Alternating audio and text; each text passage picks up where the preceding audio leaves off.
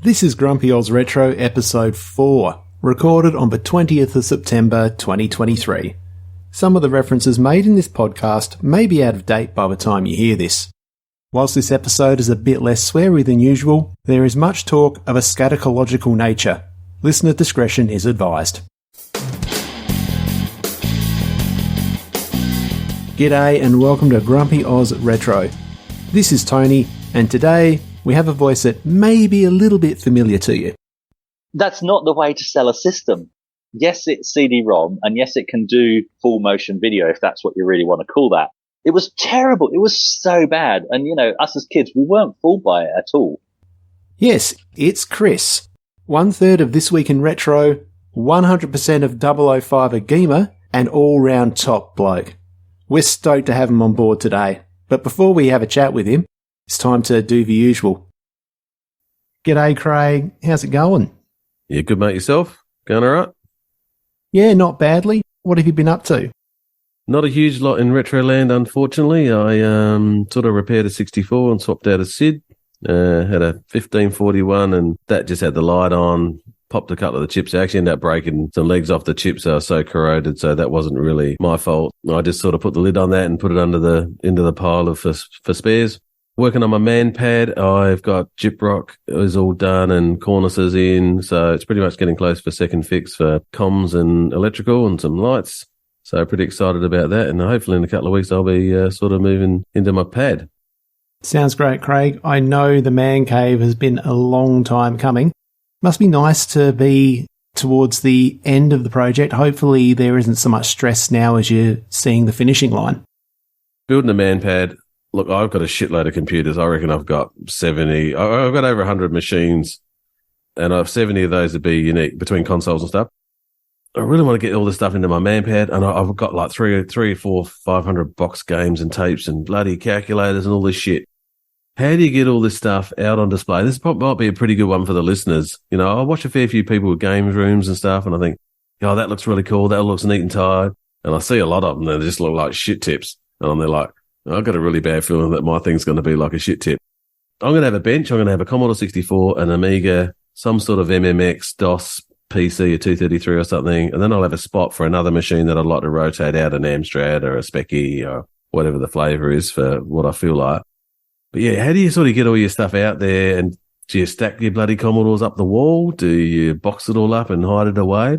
You know, you sort of want to get as much stuff as you want out, but you don't want it to look like a shit tip as well. So is that a grump? I don't know, but it's sort of half stressing me out a bit. Not so much a grump as a genuine concern, and I totally get that. Given how much time and effort you've put into getting this Man Pad set up, you want to get it right so it looks good and it works for you. I don't have any ideas off the top of my head, but if you have some ideas as to how Craig might be able to sort his pad out, and you're watching this on YouTube, leave your suggestion in the comments. Otherwise, hit Craig up with your suggestions next time you see him around the traps, or head to GrumpyOZRetro.com to grab our contact details and let Craig know what he should do to solve this particular issue.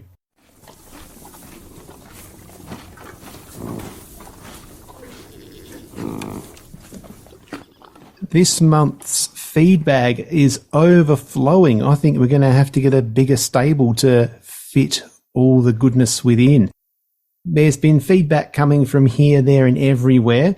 Over on YouTube, Lee from More Fun Making It thanked us for the shout out in episode 3. As you may recall, we gave a bit of a plug for the stream that he was doing, the charity stream, and we'll come back to that a bit later on in the news section. So Lee was very happy for us to tell everyone about that.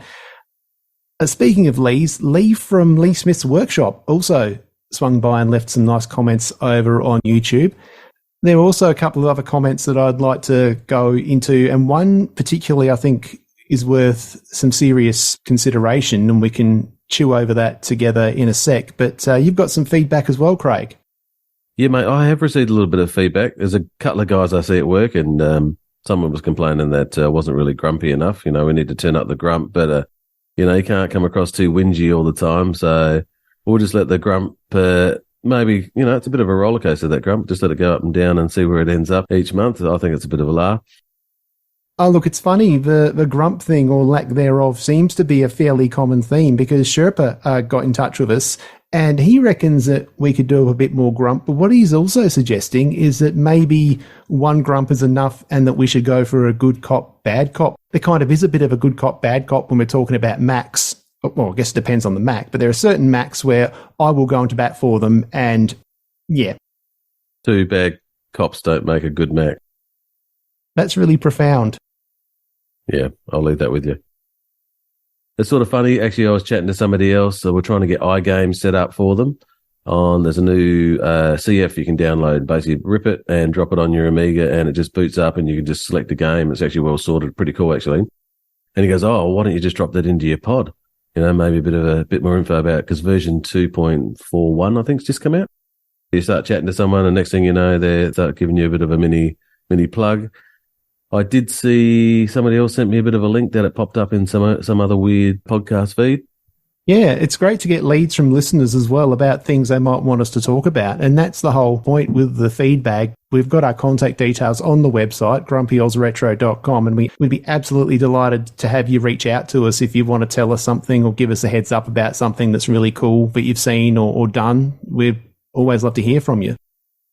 But you had some bit of feedback there that come in via YouTube from Joseph. You want to rattle off where Joseph was heading, mate?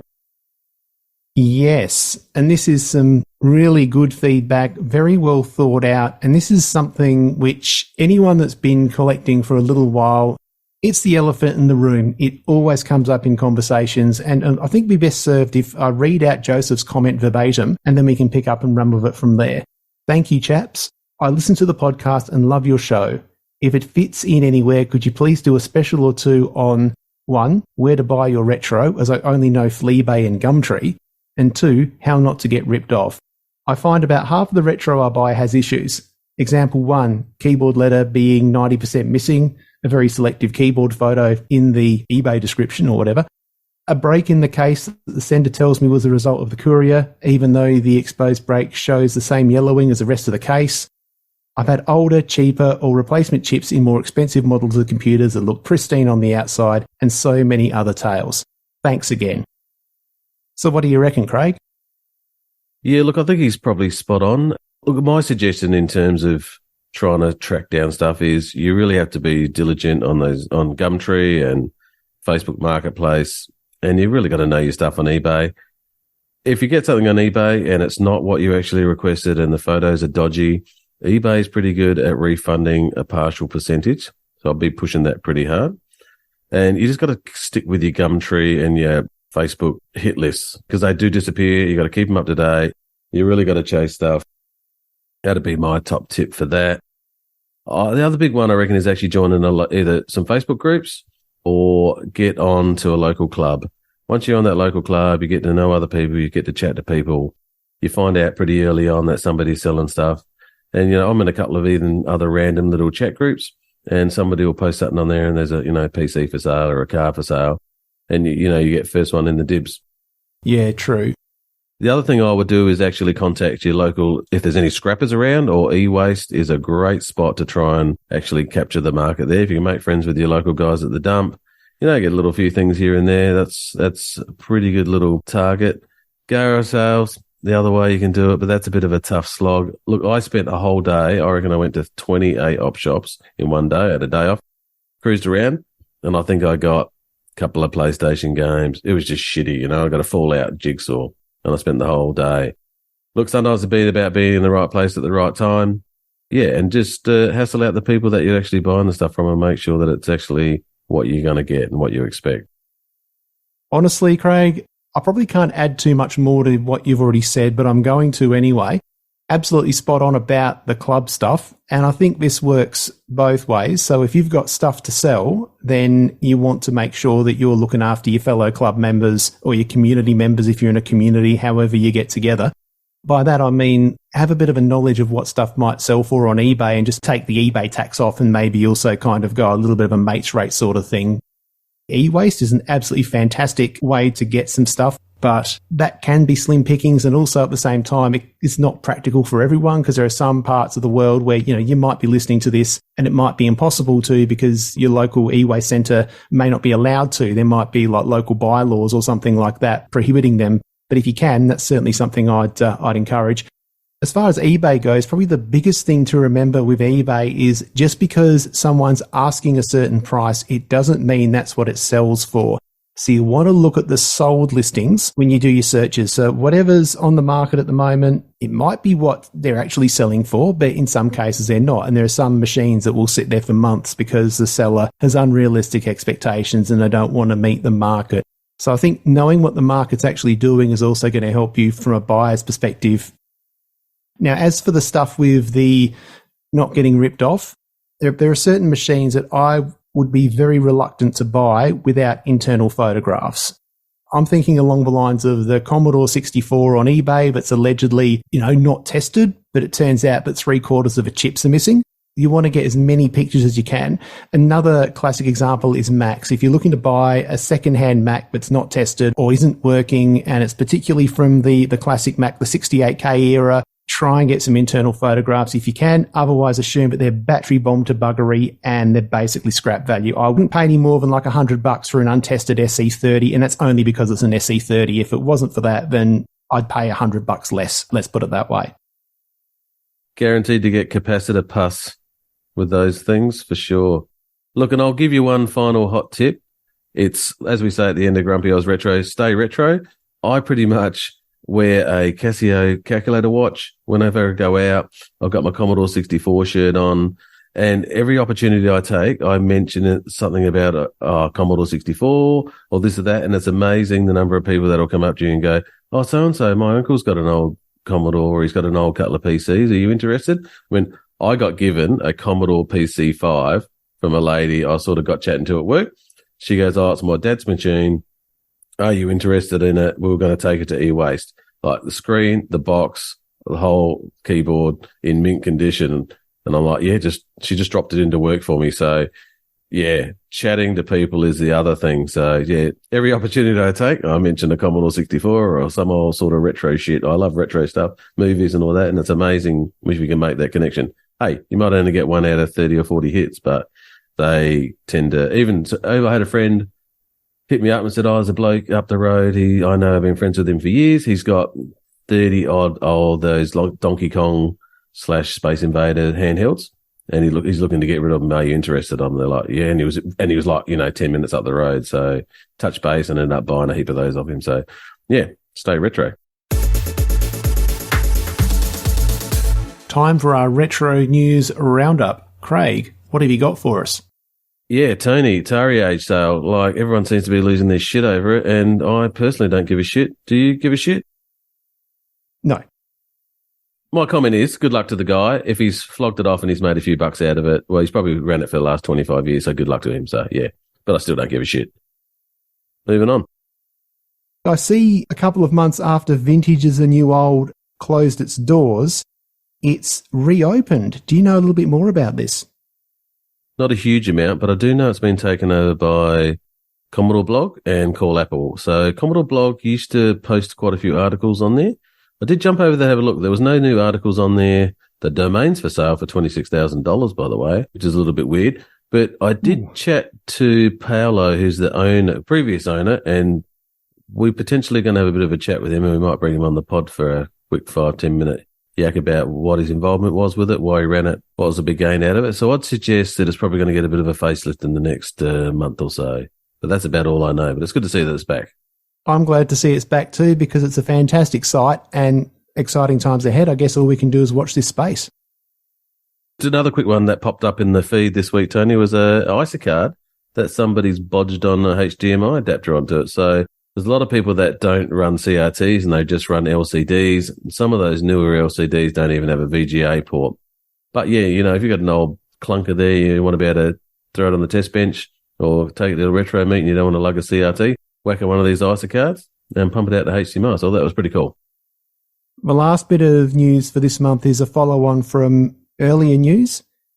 Lee from More Fun Making It ran his 12-hour charity live stream just this past Saturday, the 16th of September, raising funds for the Befriending Scheme.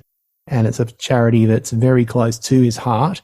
And he's spoken about that in length. In fact, there was a recent episode of RMC where they actually showed off some of the machines that were made for the charity auction, and there's a really good insight as to what this is all about. Did you see that episode, Craig? No, it's in the list to watch. I will get to it. Yeah, definitely worth watching, and it's certainly not too late. I mean, if you didn't catch the stream and you're worried about not being able to get one of the charity ZX Spectrums, or you want to donate to the cause, then there will be links in the show notes because the campaign's going on for a little while longer. But getting back to the stream, it was huge. I couldn't watch the whole thing because it started at about 7:30 local time and it finished up at about 7:30 the next morning. So I caught the first few hours, and that was good fun seeing people like Lurch and Mark and Jan Bader and those guys. And then waking up the next morning with Adrian helping to finish the whole thing off, that was really good. And since then I've watched the rest of the stream, and yeah, it was a really, really good thing. It's just a really nice atmosphere. The chat was fantastic. I think we saw the absolute best of the retro community in that stream because everyone was just so wholesome, and it was just a really nice thing. But you probably want to hear about how much it's made so far. And this is something that blew everyone away, not least of whom Lee. As of the time of recording this, Lee tells me that the total across the Just Giving page and the auctions came to about £13,000, just over. I think it's about £13,200 is what we're sitting on at the moment. But a couple of the highlights were a set of coffee mugs that sold for £261. And the real star of the show, the ZX Spectrum, that beautiful ZX Spectrum that was put together with that kit from Lee Smith, that went for £1,020, Craig. That's unreal. That puts one out of the ballpark for me now, really. Hopefully they're cheaper than that. I know it's a charity. They are. But...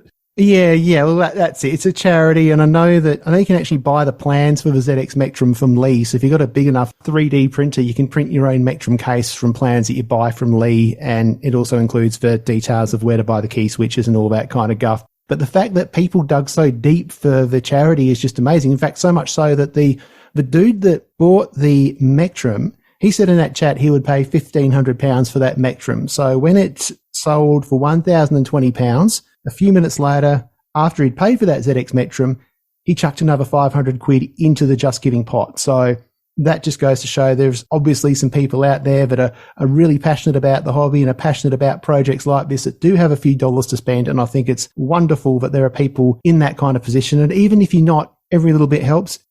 Check out show notes. All the links are in there. I think it's great that the whole retro community got together and got behind it. And, it just seemed to, obviously, once everyone is behind it, they've sort of pushed that tally right up. So, when you bring in a few well-known retro dudes, certainly gets people watching it. No, it's a good cause. Good work, mate. For this month, ARC, Adelaide Retro, we celebrated tTandy. We pretty much always celebrate tTandy, which I think was started by old Lurch, I do believe. So, yeah, we normally get behind that. One of our main Tandy aficionados couldn't quite get there, but I had a pretty impressive display I bought 3 Cocos along. I had a Coco 1 and a Coco 2. Now, the other thing we also do is we also have shit timber. So there's a bit of a competition going to see who can bring the shittiest machine along. Now, I've got a Tandy. You probably need to get on the Adelaide Retro Facebook page to have a look at this, but this poor old Tandy Coco 1 went from Melbourne to Adelaide in the parcel shelf, and it's turned into a bit of a gaper. It's got this great big, molded, melted, open spot above the keyboard, and I didn't enter it into shit timber because I won it last year, but that is my shit Tandy. So yeah, so it's good to have the Cocos out on display. Graham had his Model 1, which I believe was a bit of a dump find, which was very good, I saw the thing when it got handed over to Graham, and it was in a fair few different pieces. So he's pulled all that together and got that up and running. Ashton had a really cool Model 1 Tandy, like a portable. And yeah, that thing is just sexy as all hell. And he got it for a bit of a song as well. I think it took him months to get the OS up and running on it, but yeah, very sexy beast that. Speaking of shit timber, Greg, there was a few entries there. So old Dunder had a PC set up in a plastic bloody Bunnings tub. That was pretty cool. But Greg, he took it out. He had an entire PC built into a cardboard Apple box, and pity it didn't have an apple in it because it would have been really shit timber. But yeah, he had everything bloody wide in there and gaffer taped in and a bit of hot snot there to pull that thing together. So we'll give him a bit of a prize somewhere along the line. Oh, and of course there was a couple of shit Macs, but I couldn't tell whether they were actually in the competition or not, or they just turned up. You know how it goes. Some of the lads were playing on the N64. I saw a bit of the old GoldenEye. There was a fair bit of action going on that and a few good laughs and guffaws. That was really cool, actually. A couple of PCs. Old Michael, I hadn't seen him bring a PC along before. He bought a P3. Now, he was installing his operating system on it, and we have a bit of a hard and fast rule at Adelaide Retro. No installing an OS after 9 o'clock, because you know what it's like. Quarter to 11. Oh, I'm still waiting for this. I've only got 17 more clicks, and it's only got, Windows XP's only got 17 minutes on it, which is actually 37 minutes in real time. So, he got through it. So that was pretty good. One of the Roland brothers, he had a Amstrad PPC 512, which he'd put an OLED screen, so he had that running off a little Pico and a couple other things, similar to what old Noel's Retro Lab had done. So that was pretty cool. He hadn't mounted it inside yet, but he had all the electronics working. And that looked bloody awesome. Super bright, super smooth. I was well impressed with that. Daniel brought along a Mac SE30 that wasn't bloody capacited to death, and he had a new screen to put in it. So I got the video camera out. He did have a first screen, and it had that much burn in, you could actually tell it was a Mac. It was a tragedy, that screen. So that was going to the bloody silicon heaven. But he popped one in there. I got the video camera out. He goes, I reckon this thing's going to go bloody pop. And yeah, no, it didn't. Bloody fired up straight away. So we were quite impressed with that. So that was pretty cool. Yeah, unfortunately, there was a few new dudes along. That was pretty cool to see. Some dude had a great big mega tower. That was awesome. He was running 3D Mark 99 and Unreal Tournament stuff on it. A new month's coming up, October. Another ARC's happening. What's next month's theme? When's it happening? Tell us all about it. Yeah, mate. Yeah, no worries. Next month's theme is obviously in October. It's on the 13th of October. It is first machine. So that's first computer, first console, first computer experience, whatever you sort of got in the cupboard that, it's your one true love, that's the one machine that you sort of remember, even if you didn't have it or you played it. But yeah, bring it along. Check out the show notes for all the links. You always remember your first. You always remember your first tantalum, or when it pops. You also remember smoking your first reefer. Yeah, gold.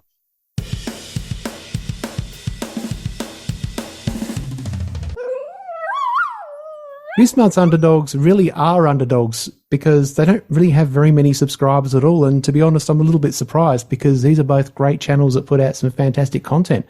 The first one is Josip Retro Bits, and that's JOSIP Retro Bits. Link will be in the description along with the correct spelling of the name. He's a dude out of Croatia, and he specializes in Commodore 64s, and he does a lot of the real low-level techie kind of stuff. He kind of reminds me a bit of 8-bit show and tell in terms of the sort of material he covers and how he does it. He's had over 130,000 views, but only 1,400 subs or thereabouts, which seems a bit low, particularly given how good Joseph's videos are and how knowledgeable he is. Yeah, no, he's one switched-on dude. I've subbed up, started watching his stuff on assembly language, realised I'm out of my depth, and just sat back and enjoyed it. The other channel I want to nominate this month as an underdog is CosTech. Now, this is one you will need the spelling for, and again, show notes, it's all there.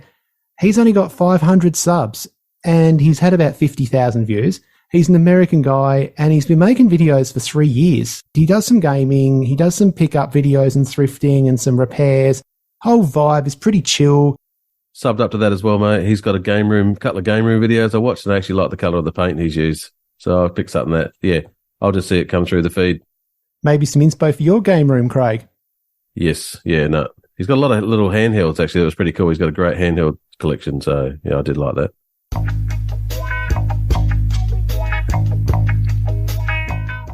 YouTube cream, mate. Game Hobby Lounge. I sort of come across this the other week, Pommy guy, and I started watching one of his videos. He's got a retro room, and he's going to do an upgrade, which he's actually finally done. And I actually saw the first video 11 months ago, and then I saw the finished product just the other week, which was pretty cool. But he had a retro gamer quiz. I actually sat back and I watched this retro gamer quiz, And out of the 40 questions, I probably got about 9 right. So there was a music round, general knowledge. There was a really good box art round where he zoomed in and just scanned very slowly across some boxes, and you had to try and guess what it was. So he's got 4 YouTubers on there for that quiz, so that's really cool, actually. I enjoyed that. My other bit of cream was the Tech Time Traveller. Look, I love the Tech Time Traveller. A lot of the stuff he's got's pretty crusty, and it's not my cup of tea. I wouldn't own it. I think it's cool, don't get me wrong. But that mindset too that he's got up on eBay, I sort of thought this is a bit of an eBay plug as well. We're sitting up there at $1,800, and it's actually just sold. I had a bit of a look tonight, and actually it was as an offer, so I'm not too sure what it actually sold for. But it's funny when you watch that Tech Time Traveller.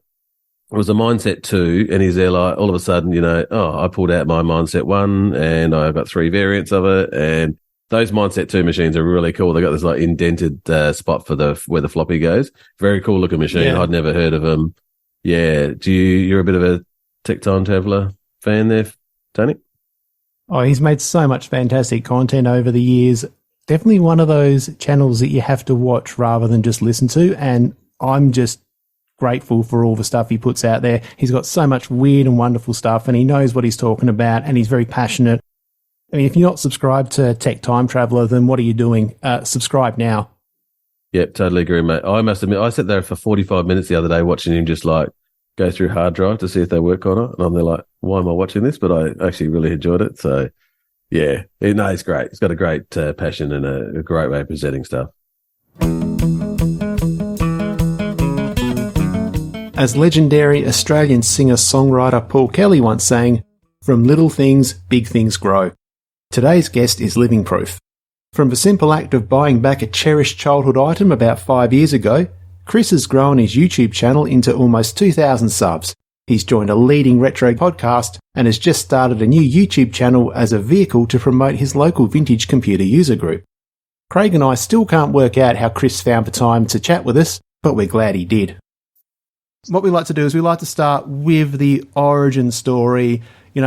How did you get started with computing and with gaming, and what brought you to the point that you're at now?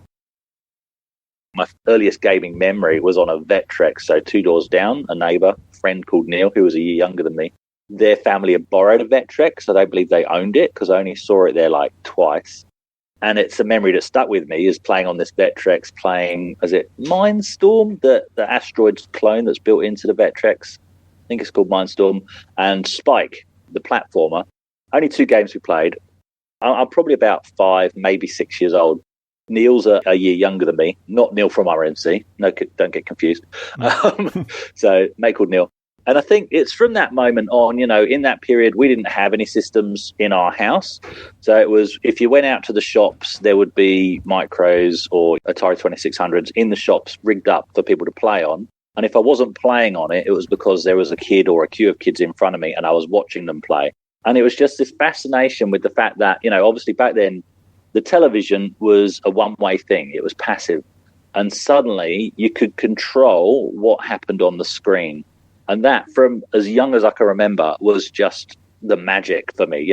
That was the attraction, was that this TV that I'd up to this point had zero control over, I suddenly had full control over the action. So I was just fascinated with that, and not just in playing the games, but wanting to know how you make games and having ideas for making my own games. If there's a game, this would be cool, and I can't see that game out there, wanting to think, if I could make this myself, how would I go about doing it? Now, unfortunately, my life didn't go that way. I never learnt the skills, or certainly didn't have the natural talent to make my own games, which I think a lot of us can relate to. But yeah, still fascinating for me. How do you control the screen and make it do what you want? Yeah, that's cool. I reckon that Vectrex has got an awesome startup sound. Like, even for its time, like that. It's actually, when first time you hear it, it's like, yeah, so I can understand why someone's just sitting there, turn it on and off, just listen to that cool sound. Compared to everything else that was out there at the time, it was pretty out there, man. Yeah, true. I didn't think about that. Yeah, nice. Just to continue the other part of the question, how I got to where I am now, I mean, it's just something I've never let go of. I wrongly keep saying, now that I'm back into retro. And that's because I see there was sort of a restart, and it happened in fact, it wasn't the pandemic.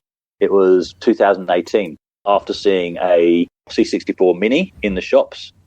Did a search to see if they'd done an Amiga, because straight away it was like, oh my goodness. I first thought it might be an Amiga, right? It wasn't. did a search, and then that's why the algorithm would have fed me RMC's Trash to Treasure on the A500.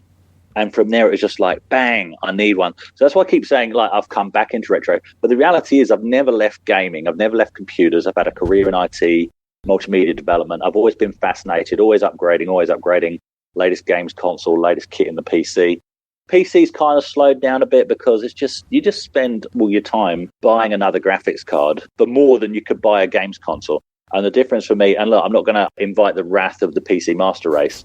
Keyboard, mouse is the way to play. You won't get any arguments from me there. But I loathe paying more for a graphics card every 6 months, 12 months than I could on a state-of-the-art games console that will last 5 years, maybe 10 years, depending on the life cycle. And every game written for that games console will run because it's designed to run on that hardware. That's the difference for me. But yeah, never really lost it. And I've always been fascinated. You know, somebody gives me an old PC, and this is way back when we first moved to Australia.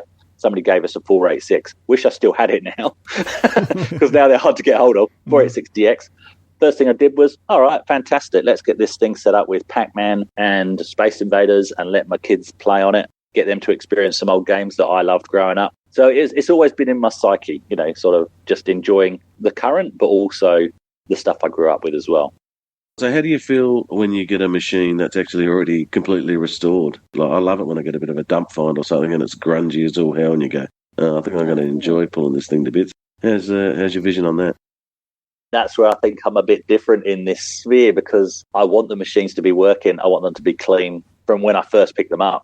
The only machine I've got that wasn't working out the box, which I knew I bought it as a punt, was the Philips G7000. So the Philips G7000, going on from the Vectrex story, grew up wanting an Atari 2600.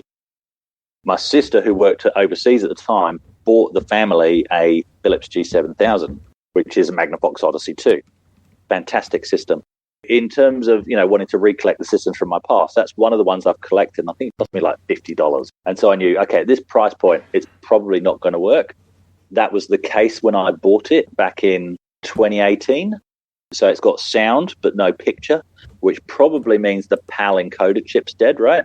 And you can bypass that by making an RGB mod, right? Where are we now? 2023. It's still on the shelf, not working.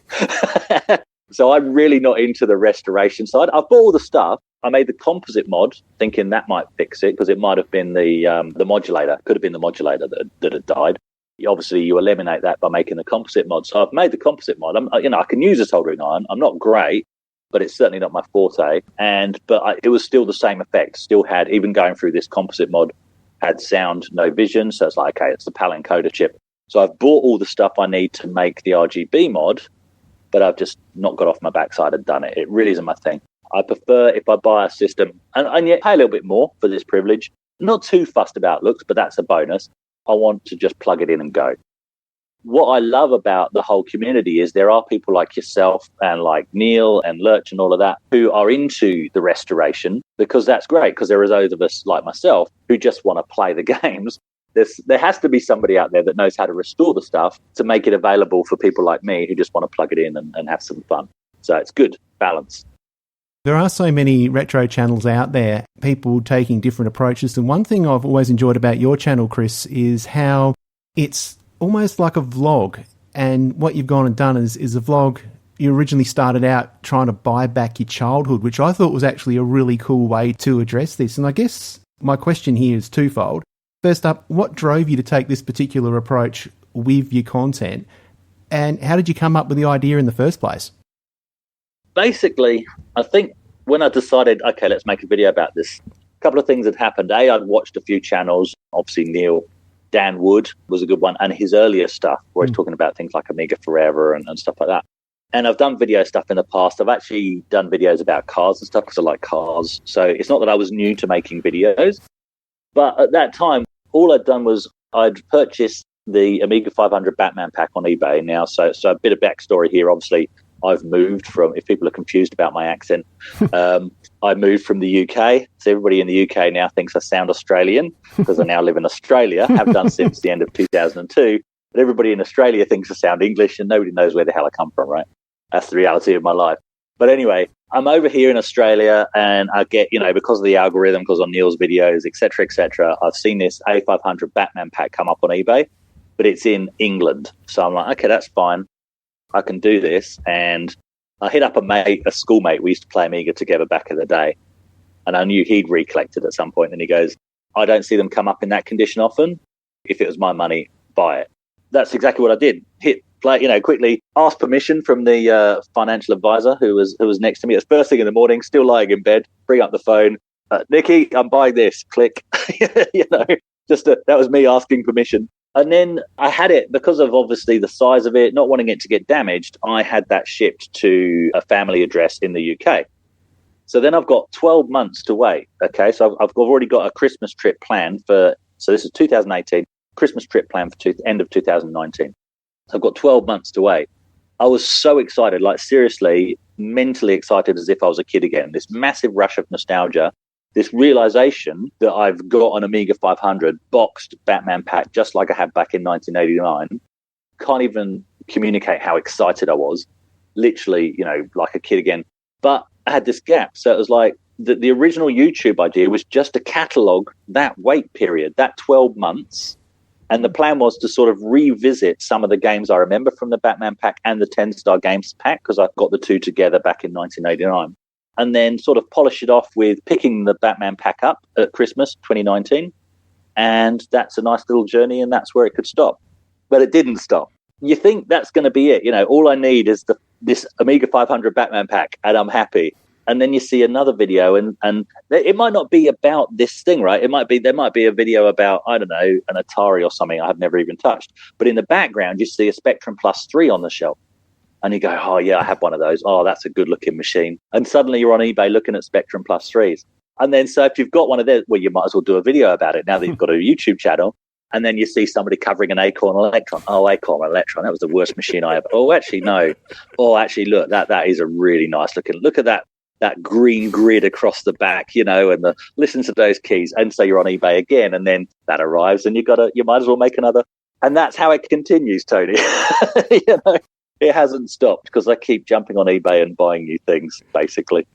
Yeah, look, I'm laughing because now I don't want to toot my own horn here, and I'm sure it's totally coincidental, but I vaguely recall you getting your Electron shortly after I put out some videos about an Electron. I'm sure the timing's coincidental, or I've mistimed it or what, but I just found that quite amusing, to be honest.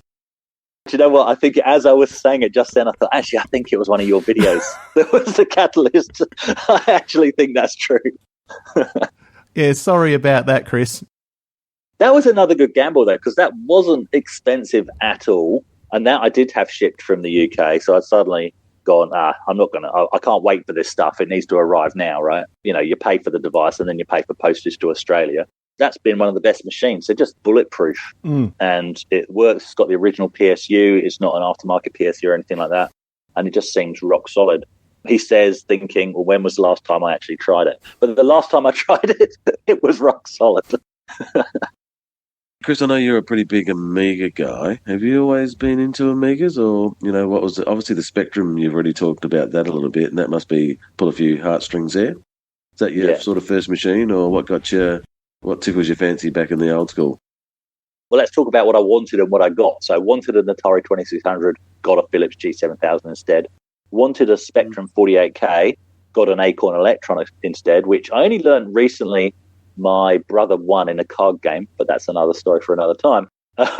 That's how we ended up with an Electron. And then he got me the Plus 3, which I absolutely loved. But then the Amiga started to emerge. Well, it already emerged, but the Amiga 500 specifically. And especially towards 1989, hearing about the Batman pack coming out, and I was researching all the best packs. And it was a case of, and I'm sure it was the same over here in Australia, on the way home from school, you'd pop into whatever shops were selling computer games. Even if you didn't have any money, you'd stand there for hours looking at the boxes and more specifically turning them over and looking at the screenshots on the back, right? So suddenly you've got games that are available on the Spectrum. So you're looking at what might I spend my next bit of pocket money on. And you've got the Spectrum screenshot, which, love the Spectrum though I do, at this point in time was starting to look a bit shocking. And right next to it, you've got screenshots for the Atari ST and the Commodore Amiga. And our little minds are blown. You're like, how can graphics be this good? This is amazing. And then one of the shops that we had to walk past on the way home from school was called Megabytes. And they started to, have Amigas in there. And you'd walk in there after school, they'd be playing Carrier Command. They'd be playing Test Drive. They had one in the window playing the Juggler demo. And just the Juggler demo was like, how are those reflections even possible? How can you have that many colors on screen? There's no color clash. Look at the resolution, We look back at them now and go, my goodness, that's a choppy frame rate. But at the time, you watch Carrier Command on the Amiga and it's like, this is amazing. This is a military spec simulator. And so, that's where the lust from the Amiga came from. So it was like, okay, let's sell the Spectrum, get an Amiga.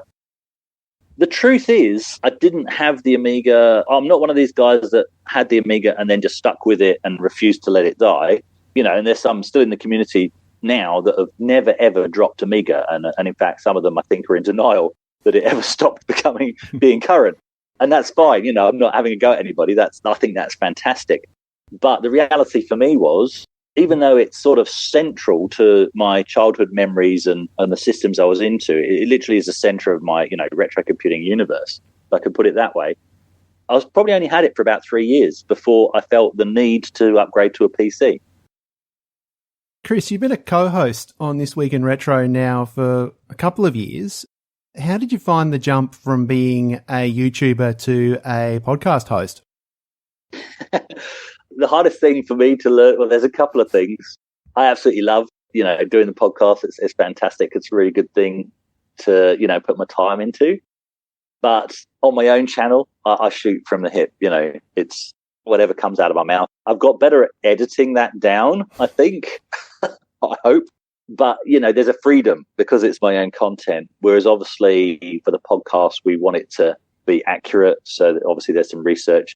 And that results in, and it's not that we want it to be scripted, but if you want to remember all the facts that you want to get out, you have to do an element of scripting. Let me put it that way.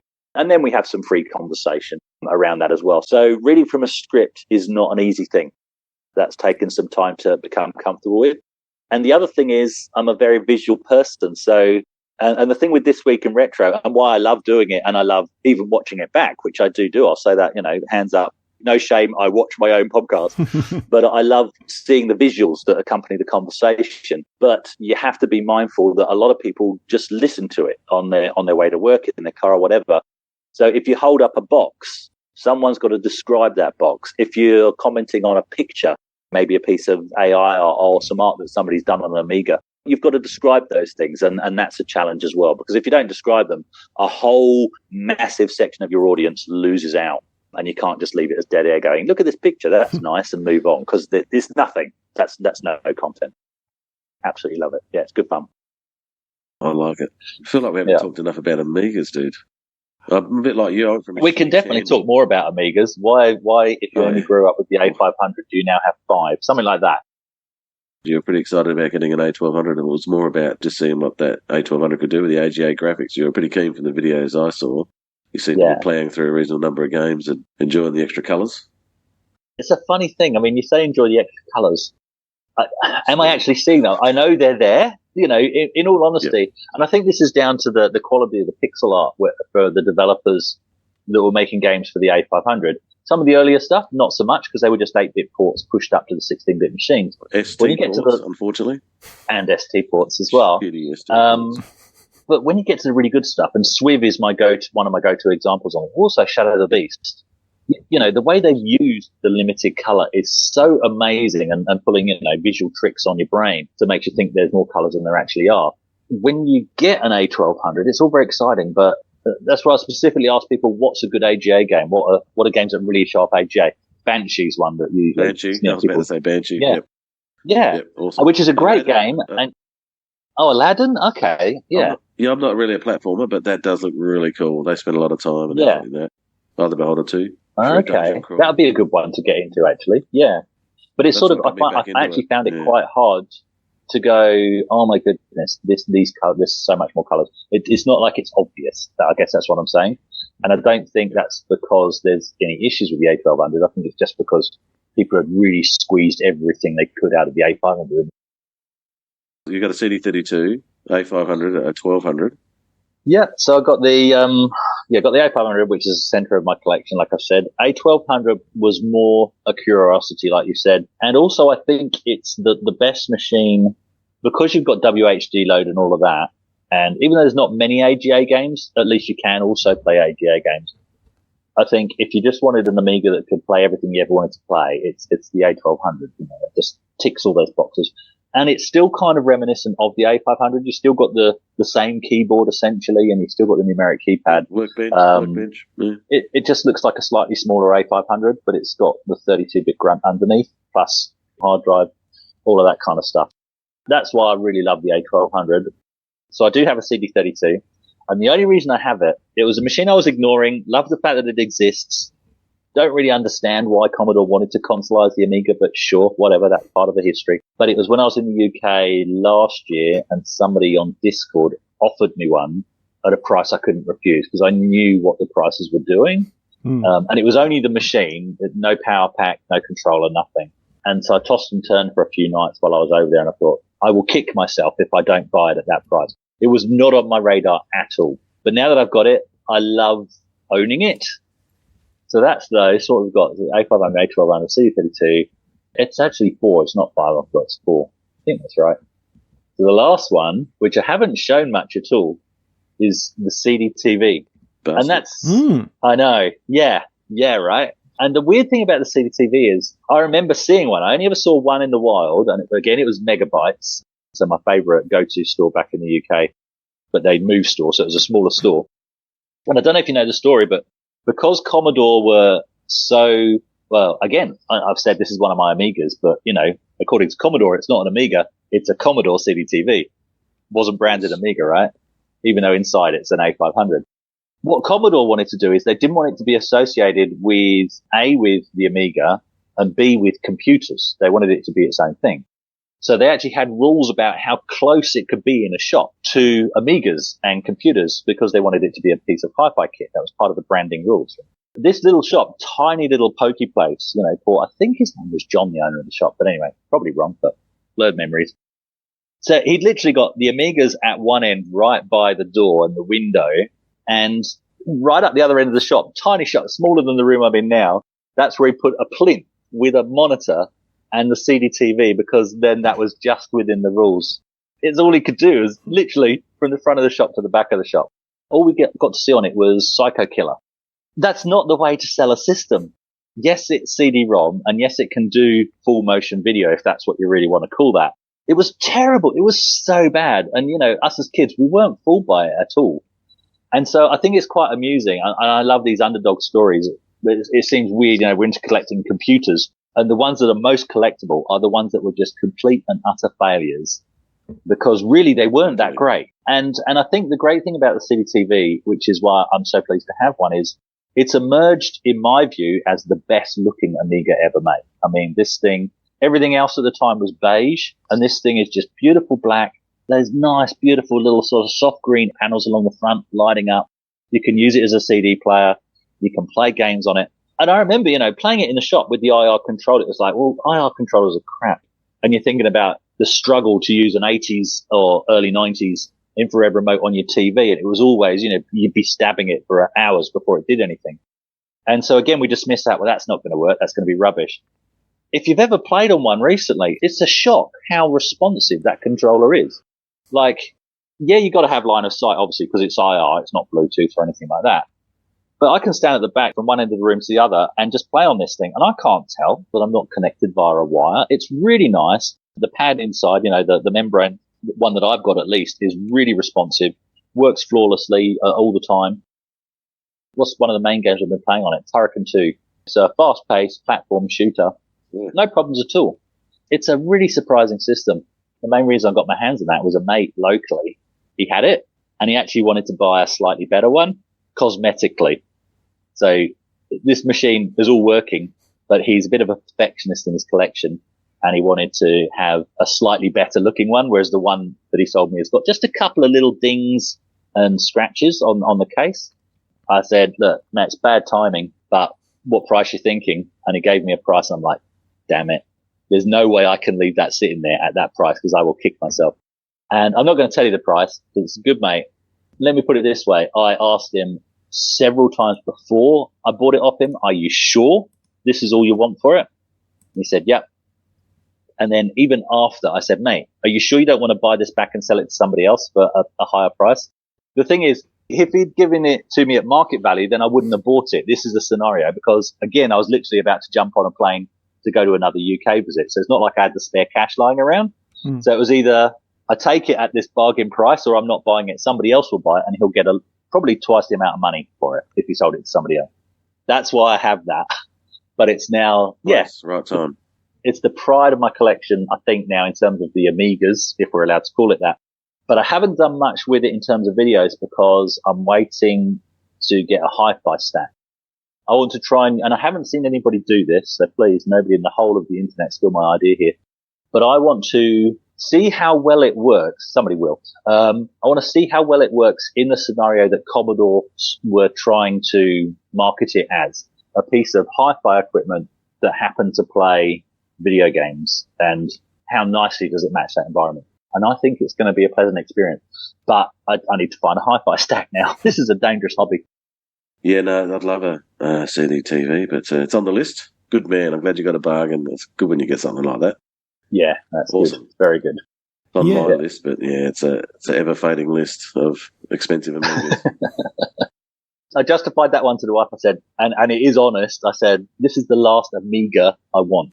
Well, when I say that, it's not quite true because when the A500 Maxi comes out, of course I'll buy that. Yeah. But it is true. I'm not interested. I love the big box Amigas, but I'm not going to go down that rabbit hole. I don't have a need for those at all. Now I've got my wedges. I've got my A500, 1200, CD32, CD-TV. I think that's a nice little collection.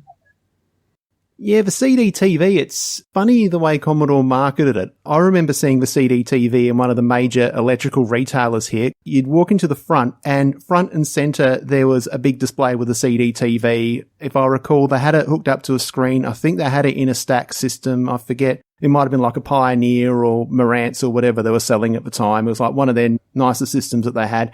And that looked awesome. And I reckon that was there for about, at least 6 months, maybe 12 months. It was there for quite a long time. Eventually, the CD-TV disappeared and it got blended in with the rest of the CD players in the audio sections. Commodore Australia must have got the memo from HQ and were marketing the CD-TV as intended. Obviously, it didn't help its sales results, but at least the Australian outpost was following orders, so there's that. Just get yourself a Commodore stereo. That's the other cool... Have you got a Commodore stereo, Chris? No. One came up a couple of years ago in Perth, because aren't they rebranded Matsui or something? They're like a really cheap brand just with a Samsung, is it? Samsung, still cheap. Oh, okay, Samsung. Well, that's not as bad as I thought it was something really cheap. And it was one of those things, it came, it went, and nobody really sort of, And now I'd kill for one, because that would be the perfect stack. That would be the perfect stack. It's only come out with the A500. Ah, okay, yeah. And the thing is that they would have a price tag on it compared to what you're getting. It's like in today's prices, that's like a $50 or $80 used piece of hi-fi, but it's going to go for what? 200, 300, 400 because it's got the Commodore badge. That if the owner knows what they've got, it's going to go for those. I got one for $80, so I was pretty happy. I got one for $80. Yeah, fantastic. 6, 8 months ago. Tony threw his out. Whoa, Tony! No, not quite. Dude, no. I actually sold it to a mate back in 94 for $50 because I bought some Sony MIDI system, which, don't get me wrong, it was all fine and dandy, but I wish I'd hung on to that Commodore. That was actually the first proper stereo that I owned. For me, the stack, it either has to be all or nothing. Like, it's going to be a really nice Kenwood, but I'm talking for matching with the CD-TV here. A really nice Kenwood, because I've got it in my head that because of how nice the LED panel is on the CD-TV, I want a little dancing EQ, a little light up EQ. That would just look so specky. But that's going to be expensive. Right at the other end of the spectrum, though, what we had in our house was a Philips stereo, and it was a good stereo. We were one of the first families to have a stereo with a CD player. But just for nostalgia, the look of that, because I know they released it without a CD player, which is obviously what I'm now looking for, so that because the CD TV will be the CD player. So if I can find one of those with the same look and feel, the sort of red and blue banding coming up from the two tape decks and that sort of, 80s grid look to everything, that would be fantastic, because that was the family stereo, and then that eventually made its way into my bedroom, and that's what I had my Amiga plugged into for massive sound through massive speakers, the Atari Jaguar after that, the SNES between the two as well, and just thumping sound through this fairly cheap stereo. If it does the job, yeah, that'd be great. Sort of leading into that Jaguar. So what's your retro collection like now? Have you got a bit of everything? I'm still trying to control it, right? I'm still trying to rein it in and stick to the things that I grew up with. So this reveals a bit more of the systems I had growing up. So yes, I've got a Jaguar, which I have one growing up. But so I got that pretty much on release and was really excited about that. I love it to bits. I love it because I have one. I love the box. I love the look of the console and that red Jaguar writing across it. I actually am a big fan of the controller because coming from the Amiga and being into flight sims and stuff, you use the whole keyboard as well as the joystick, you know. So even the SNES controller didn't have enough buttons for deep gameplay as far as I was concerned. So this thing that had this, you know, telephone setting at the bottom of it, I understood that. I get what they were trying to do. But when you play on it now, oh dear. It's not aged well. It really hasn't. I have a lot of love for it. This isn't me bagging it. I would never bag it. Nostalgia, rose-tinted spectacles, all of that. But for what it was meant to be at the time, you know, a 64-bit, if you blur the maths, games console that was the best thing, the bee's knees. And the fact that it came out from Atari, these are the granddaddies of gaming, both in the arcade and in the home. They pretty much invented this stuff, right? So there was no way this was going to be a failure. It was going to be the best thing ever. Even the Lynx, when you look at the Lynx, that was a friggin' Amiga 500 in the palm of your hand with the wrong badge on it. It was a fantastic machine. Yes, it lost out to the Game Boy, mainly through battery life, nothing else, you know, and affordability. But the Jaguar just wasn't what we were expecting at all. All I had on my Jaguar growing up was Doom, AVP, and Cybermorph, and that kept me happy. So, yeah, that was fine. I've got a Spectrum 48K, which was gifted to me by a friend who we sadly lost a couple of years back. Oh. Yes, he gifted me that, and that's in top-notch condition. A lot of love for the Spectrum 48K, because again, that's what I wanted. That's what I went around my mates' houses and played on, and that Dead Flesh keyboard, absolutely love it. Can't say a bad word about it because of the memories attached to that sponginess and, you know, trying to get a tick attack working on those keys. So I love that. N64, which I picked up dirt cheap from a family member over here. God, what else have I got? Okay, so yeah, Ataris, which I've sort of accidentally got into, and I'm loving collecting because they're so affordable. I've got a 6-switcher Woody, VCS. I've got a Vader. We'll call that the 2600 because I think they were badged by that point, 2600. And I've got a Junior, which is the first of those three that I ended up. So a boxed Junior with the big W sticker across it because it came with the 32-in-1 cartridge. So that's all complete as well. I just love collecting for the 2600 because they've made so many of them and games cartridges as well. And because they accidentally made them well rather than having built-in obsolescence like we're used to now, they all work most of the time and they cost you next to nothing. Like $10, you can go down your retro shop, which has got taxes, it's got overheads or whatever, and they're flogging 2600 cartridges for a tenner and they work 9 times out of 10. I've only got one in my collection that doesn't work, and I bought that at a vintage fair and I paid too much for it. In very nice visual condition. Damn thing. I've cleaned the pins over and over again. Can't get it to fire up. That's Frogger. So I need to get another copy of Frogger. What other systems I've got? Okay. So then PCs, because obviously I jumped from the Amiga to PC.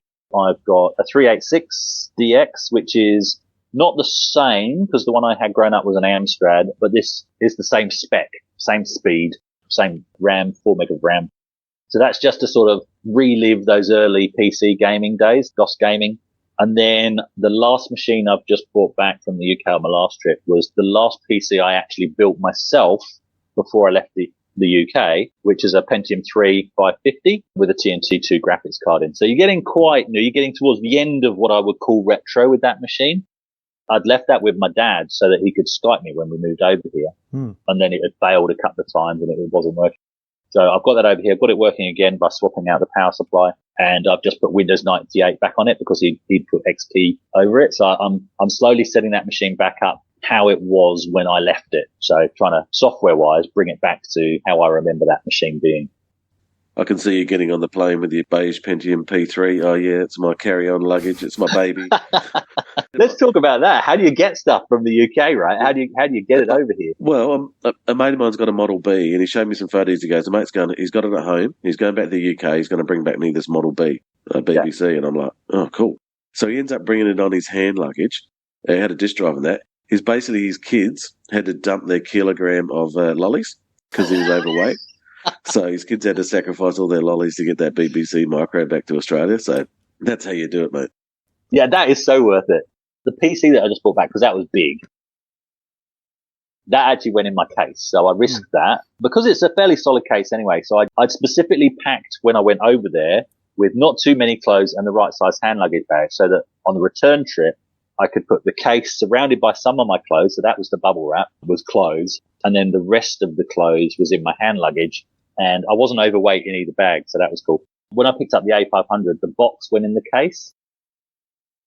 But the A500 itself, I took that on my hand luggage just in a carrier bag. Got the funniest looks through the airport. What the hell are you taking through there? It took quite a while to come through the X-ray machine. I think they were trying to figure out what the hell it was. Good fun trying to get kit back. Yeah. Now, look, I'm going to be a complete bastard here. One system, one game. What would it be? One system, one game. You can't do one. I was expecting one system. Like if I had to pair all the systems back to one, it would be 100% the Amiga 500 Batman pack because that's the center of my collection, right? But if you're going to reduce me to one game as well, I think it would actually be Batman, even though there's games I love more. But the thing with Batman, and it all comes back to the day, remembering the day I got my original, like the whole family went up to London from Kent to buy it at an expo because we got a deal on it there. And then, you know, it was a massive long day, got back home, only just had time to plug it in and fire it up before we were told to go to bed, right? First game in, Batman, and just hearing that music kick in on the load screen, really nice thumping soundtrack, and you got let's face it, you got 5 games in one with Batman anyway, because you got a platformer, you got a driving game, you got a puzzle game, you got a flying game. Okay, it's 4 games in one, whatever. But you know, you've got that breadth of game, but it's mainly because of the memories, and it comes back to the main reason I still enjoy doing this is it's not just about the system, it's not just about the games, but where does it take me in my own head? And it takes me back to those times, the family, those times, the friends around me, that kind of thing. So I think one system, one game, A500 with Batman. Yeah. Yeah, so Chris, look, mate, I'm tied to Adelaide Retro, and I love it. I love my monthly meets and a bit of the admin and the joy, you know, Hudson commentary and trying to encourage more people into retro. What's your involvement with the Perth user group? I mean, I'm on the Facebook page and it looks pretty active, and I see you doing videos and stuff now. What's your buzz there, fella? Yep. So Perth Amiga users group. I mean, I just got involved as a user, as a punter, if you like, and just straight away, just a great bunch of guys, and everybody's really helpful. What I love about the Perth Amiga users group is the name is almost a joke because we're literally into anything, and that goes for the meets as well. Anything's welcome, even Atari STs, even Macs. I think there was a Mac, although one of the Macs at the last meet had an A500 Mini inside, which was quite amusing. But yeah, I think that's one of the main appeals is just the friendships. The fact that from day one, you know, you post a question. I was having an issue with my mouse, I think it was, first of all. Guy I've never even met before. Oh, yeah, no worries. I'm near you. I don't have a spare one, but you can borrow mine to help troubleshoot. Then you'll know if it's the Amiga or if it's the mouse. Just from day one, that kind of help. It's just a fantastic community. I've got to know. So one of my best mates, who's actually just by chance local to where I am, he's one of the founding member of the group as well. And that's the kind of guy he is, just really helpful. Where I am now, I've got made a moderator fairly recently. And as part of that is I was filming the meets anyway. So they said, you know, we'd love to be to sort of do that sort of more officially, be the video person. And they were happy for me to actually keep doing that on my own channel. But I said, like, it's actually better if we set up a separate channel. And the way I see that is, I mean, I'm happy to do the videoing for now, but there's other guys in Perth who do great video work as well. Graham from the Commodore Cave is one that immediately springs to mind. And I have no issues with, you know, if maybe at one meet somebody else wants to do the video, but we upload it to the Perth Amiga Youth Group channel. As long as we can keep it to a certain level, and I think I'd probably like to at least make sure we top and tail it with consistent branding, that kind of thing, and have a consistent look and feel. But other than that, it's not my channel. You know, it's the group's channel, and that should be transferable. We've got meet 10 is the next meet we're currently planning in the planning phase of. Sort of a nice big milestone, 10 meets. And each meet seems to be bigger than the last. You know, that may continue. It may not. Obviously, at some point you're going to plateau or you might even have a dip. But at the moment, it's going great guns and we're trying to make each one more exciting than the last. Yeah, it's good. Yeah, love it. With the Perth Amiga users group, how often do you guys get together and do you know roughly what kind of attendances you get? We meet as often as we feel like organising a meet. So I think at the moment it's about 2, if not 3 times a year. Okay. It's certainly not monthly. And I think that's kind of wise for the kind of event that it is. A, because we get burnout trying to, you know, we have competitions. We have food laid on that's sponsored. Wow. We have quizzes. We try and invite Retro Shop to have a stall, that kind of thing, buy sell tables. It's quite a big affair. So it wouldn't be sustainable at that level monthly. And also, I think by doing it that way, you don't get bored. And bored is a funny word to use, you know, because we're all in this as a hobby and we all love it as a hobby. But if there's a meet every month, well, then you're definitely going to get some drop off because not everybody's going to be able to commit to that. So your numbers are going to drop off.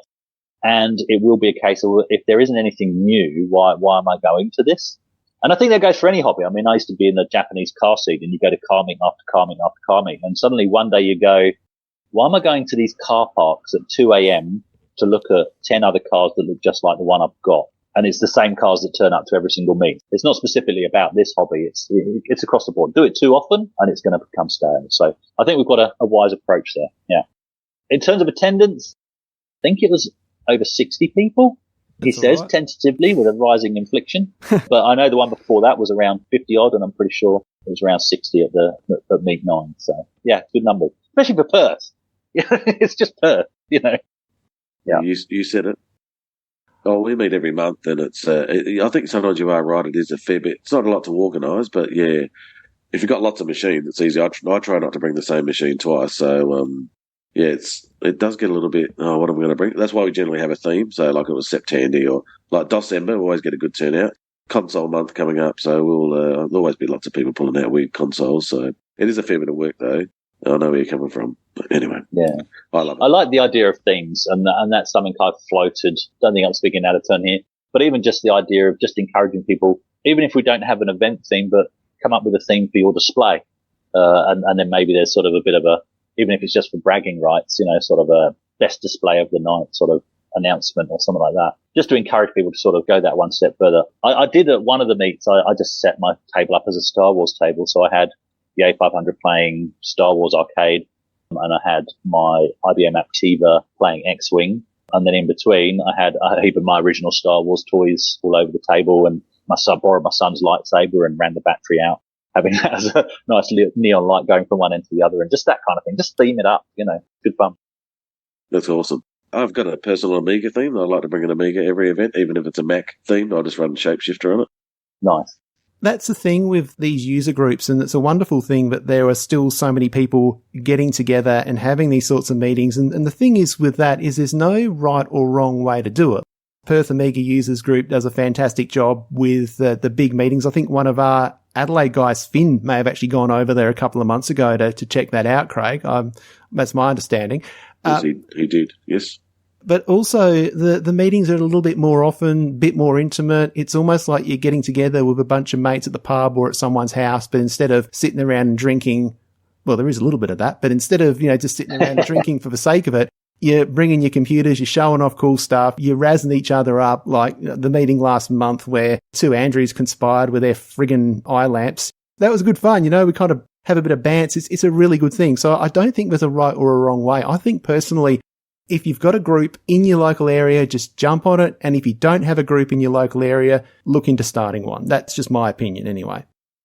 So totally 100% on board with that. And I think that's where, you know, outside of the Perth Amiga Users Group, you know, I'm sure there are people that just meet and do that. And I know it's certainly something I'm trying to get into just with the guys in my area. The problem is a lot of the friends that you make, you know, there might be northern suburbs and you're out east or whatever. So it's finding somewhere you can all get together. But yeah, I think you're right. Just get together and play games, because when you turn it into a big event with quizzes and competitions and whatever, sometimes there's not a lot of time to just sit down and enjoy the machines. You want to have a look at everything, and therefore you end up looking at nothing, if that makes sense. There's a danger of that. I'm not saying that happens, but there's certainly a danger of that. So just a nice, small, niche little gathering and just sit down, have some games, high score, bragging rights, that kind of stuff. Yep.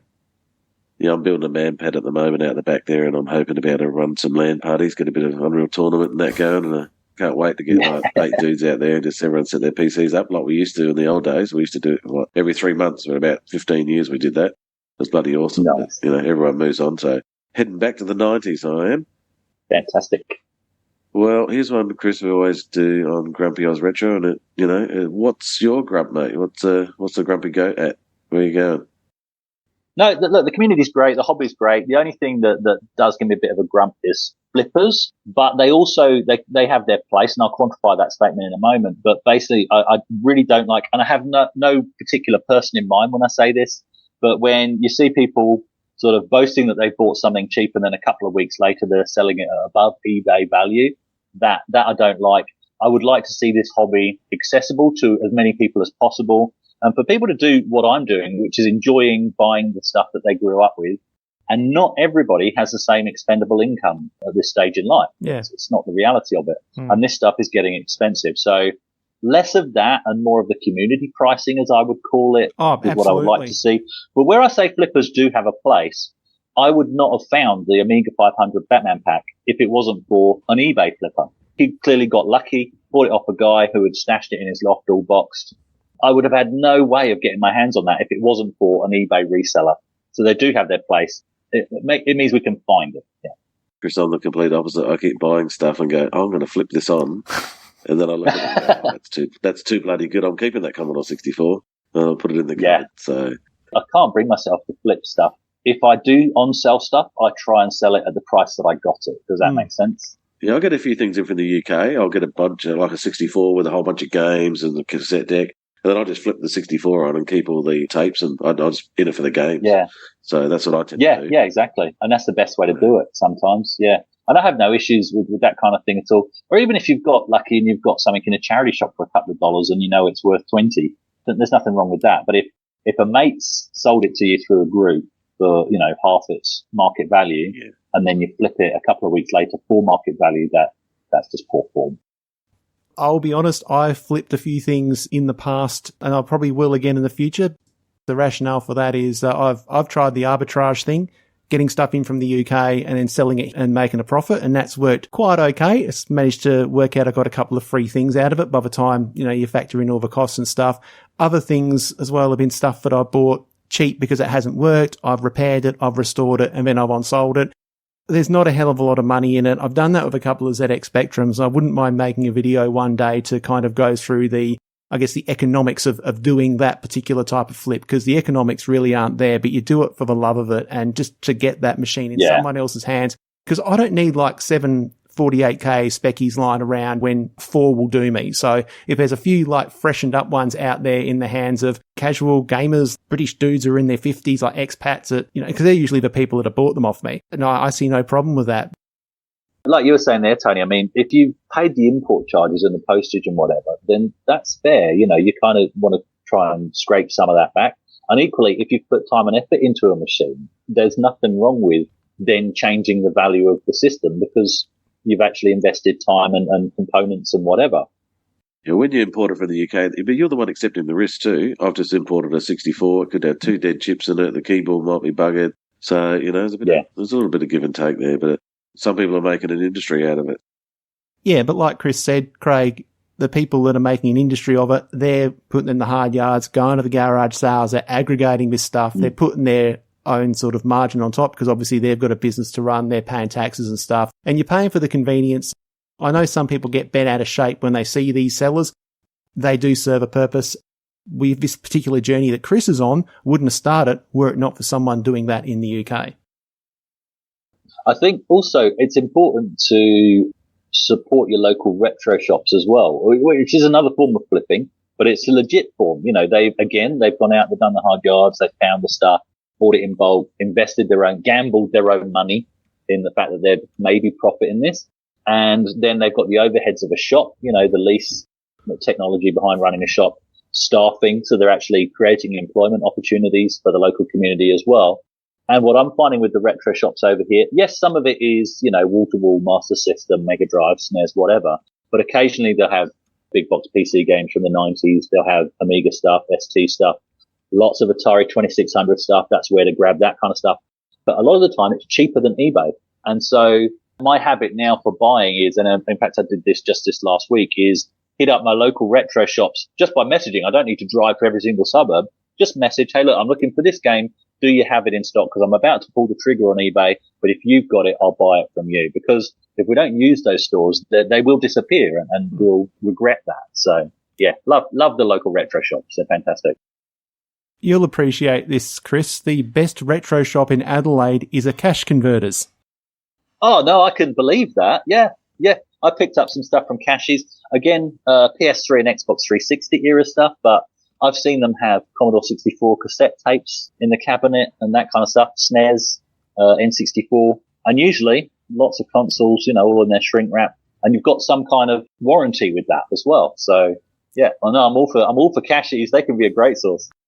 Oddly enough, it's only really the one Cashies we've found in Adelaide so far, because about a third of the store is just full of retro stuff and tech gear, and it's absolutely awesome. Even though it's a little bit of a drive from where I am, about like a 30, 40-minute drive. Now, Craig's nodding his head because he knows exactly which Cashies I'm talking about. It's a surprisingly good place to find some awesome stuff for a very reasonable price. I was hanging out with a mate and we were just doing all the charity shops, trying to see if we could find anything there, right? And then we happened to go to a couple of Cashies and they had some, overpriced consoles in the window, whatever. And my mate said, have you got anything else? And they go, oh, we haven't had time to test it or clean it or whatever. But we've got something in the bottom of this tub out back. And it was a Dreamcast. And they said, there's no power supply with it. Had two controllers, had the Dreamcast. And my mate's when they'd gone out the back to pick up this thing, he's talking to me quietly and he goes, I've got the power supply at home. And so they bring out this Dreamcast. And I can't remember what he paid for it. It was some bargain price because they hadn't tested it. So they're like, well, it's a gamble for you. And they sold it to him and he took it home, plugged the power supply in, and it works, no problems whatsoever. So it happens. Yeah, it's good. Cashies are all right. Thanks, Chris. We've had an awesome time with you. It's been an absolute blast. You've been really generous with your time. Before we let you go, what do you want to plug? Plug your pluggables. I don't like plugging myself. Yeah, I mean, obviously my channel's at 005 AGIMA, which for those that haven't figured it out, that's Amiga 500 backwards. that was the idea behind that, because I was returning to the Amiga. And my own channel is just about, as we've discussed this week, is just my own personal recollecting journey. Sometimes I'll do some gameplays. Sometimes I'll just talk rubbish. Sometimes I'll just tear my hair out trying to reinstall Windows 98. That kind of rubbish. You might even see a working Philips G7000 on there one day. Who knows? And also the This Week in Retro podcast, which is the one I'm involved in with Neil from RMC and Dave, and it's produced by Duncan. We have a lot of fun on that podcast, and it's all these kind of topics. Just, yeah. In fact, on that, what we basically take the stories that we cover from the listeners. So we've got a subreddit that we like people to subscribe to and put suggestions of stories that they've seen come up in the retro scene. And that's what we'll cover each week. So lots of engagement, lots of audience engagement in that one. Yep, that's it. Are you sure that's it? There's not a certain Perth user group of Amigas you want to plug as well, mate? Oh, of course. Let's plug the Perth Amiga users group, who also have their own channel. So at Perth Amiga user group on YouTube. We've just started it up, and the intent of that is just to have the coverage of the meets that we go to, and also any other expos that we gate crashed, which we did recently. And we'll change that up over time. I think if we get some interesting interviews at meets, then I might put the extended versions of those interviews up on that channel as well. But also, obviously, if you're in Perth, but even if you're not in Perth, join the Perth Amiga users group. It's a great source. You get people buying, selling on there as well. More often than not, it's just about the conversation, about making good mates. Yeah, good fun. Great group. Thanks again, Chris. Really enjoyed the chat. Don't forget to check out all the stuff Chris is involved with. Details are in the show notes or in the video description if you're watching this on YouTube. Anyway, I think that's about all we've got time for this month, Tony. Till next time, see you later. Stay retro.